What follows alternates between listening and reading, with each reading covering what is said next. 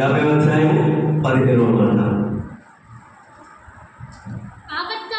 ఆపత్కాలమున నీవు నన్ను గూర్చి మొరపెట్టుము, నేను నిన్ను విడిపించెదను, నీవు నన్ను మహిమపరచెదవు. చూసారా? ఆపత్కాలమున నీవు నన్ను గూర్చి మొరపెట్టుము, నేను నిన్ను విడిపించెదను, నీవు నన్ను మహిమపరచెదవు. అంటే ఎప్పుడైనా సరే ఆ ఆపత్కాలంలో మనం మొరపెడితేనే కదా. ఆపత్కాలంలో మొరపెడితే ఖచ్చితంగా ఆయన విడిపించేవాడే. ఆపదలో తన బిడ్డను ఉంచే దేవుడు మాత్రం కానీ కాదు. ఇంతటి గొప్ప దేవుడు పట్టుకొని ఆ మందిని పుసుకున అనేశాడు. అయ్యా, దేవుడు ఉంటే వీళ్ళంతమందిని ఇలాగ మురుగుబాటులో ఉంచేవాడా, ఆ పేదరికంలో ఉంచేవాడా అని పుస్తకం దేవుడి గురించి అనేశాడు. కానీ ఆ దైవజనుడు దేవుడితో నింపబడిన వాడు కనుక వెంటనే తనతో చెప్పడం అనేటటువంటి జరిగింది.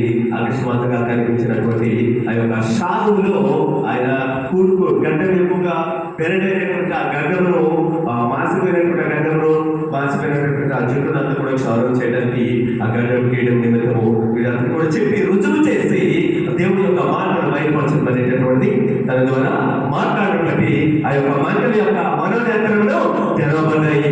నీ దేవుడు నిజదేవుడు అని తనతో తానుగానే ఒప్పుకోవడం అనేటటువంటిది జరిగింది. కాబట్టి ఇప్పుడు ఈ సమయంలో మనకు కూడా ఎవరైనా ఏమైనా ఒకవేళ ఏదైనా చెప్పినట్లయితే దేవుడు లేదు అనేటటువంటి మాటలు శాస్త్రంలో ప్రవేశించి దేవుడు ఏమిటి, ఎందుకు ఇవన్నీ విసిగించడానికి, దారి మళ్లించడానికి వివిధ రకాలుగా ఒక్కొక్కరు వారి వారు అనుసరించినటువంటి మాటలను బట్టి ఎప్పుడు కూడా వైదొలగడం అనేటటువంటిది చేయకూడదు.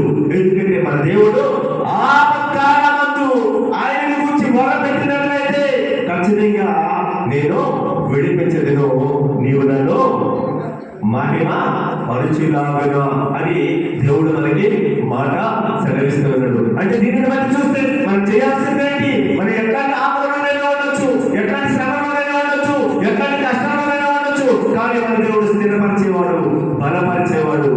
ఆయన్ని మనం మహిమ పరచవలసిందిగా ఉండవారమై ఉన్నాము.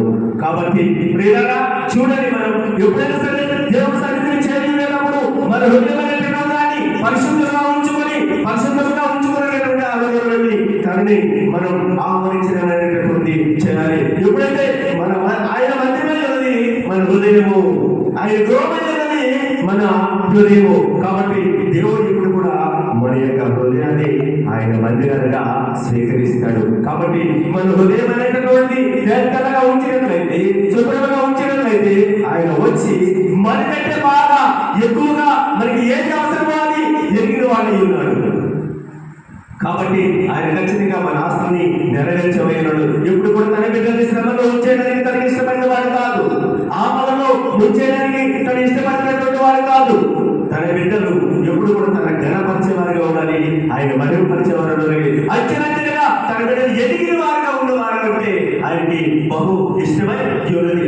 ఒకసారి ఎవరైతే లోకంలో ఉన్నవారు ఉన్నారో వారంతమంది కూడా నశించిన వారై ఉన్నారు. ఆ నశించిన లోకంలో నుంచి మనం రక్షింపబడి దేవుని యొక్క లోకంలోకి మనం వచ్చినాము. అంటే ఒకసారి మనం పాపం బ్రతుకుని విడిచిపెట్టిన వారు అయి ఉన్నాము, ఒక మరణం పొందిన వారు అయి ఉన్నాము, తిరిగి మళ్ళీ జన్మించిన వారిపై ఉన్నాము. కాబట్టి ఆయన ఆత్మలో ఉంటుంది కదా, మళ్ళీ ఆ మరణం జీవితం మనలో ఉండదు, ఆ శ్రమలతో కూడుకున్నటువంటి జీవితం మనలో ఉండదు, ఆ కష్టాలతో కూడుకున్నటువంటి జీవితాలు మనలో ఉండవు. ఎందుకంటే దేవుడు ఎప్పుడు కూడా మన యొక్క హృదయాల్లో ఉంటాడు. మన హృదయ అంతరంగంలో ఉండి మనకి ఏది అవకాశం, ఏది అవసరమో అటు యోచనను కూడా ఇస్తాడు. ఆ యొక్క మార్గం కూడా ఆయన చూపిస్తాడు. ఇదిగో నా ప్రియమైన ఈ సమయంలో నీవు ఇలా చేయొచ్చు, ఈ జీవితంలో ఇదిగో నీకు ఇది వస్తుంది అన్నా సరే వచ్చేదానికి ముందుగా కూడా మనకు ఒక హింట్ ఇస్తాడు, మనకి చూపిస్తాడు. మన దర్శనం ద్వారా ఆ దర్శనం వచ్చినప్పుడు మళ్ళీ మోకరించి మన పరిశుద్ధమైన హృదయంతో ఆయన్ని మనం మన హృదయంలోకి ఆహ్వానించినట్లయితే ఖచ్చితంగా ఆ హృదయంలో ఆయన ఉండి ఒకవేళ ఎట్లాంటి ఆపదైనా వస్తుందేమో రాజు అనడానికి లేదు, కానీ అది దాన్ని మాత్రం చేరలేదు. నీటి కూడా ఎలాగైతే తేలి వెళ్ళిపోతుందో అదే తీరుగా ఆ శ్రమలు కూడా తేలి వెళ్ళిపోతాయి. కాబట్టి దేవుడు చెప్తున్నాడు, అట్లాంటి ఆపదకి నిలబడదు. కీర్తన 50 వాక్యం చెప్పిన విధంగా ఆపత్కాలంలో మీరు మొరపెట్టు, నన్ను కూర్చొని మొరపెట్టు, నేను నిన్ను విడిపిస్తాను అని సెలవిస్తున్నాడు.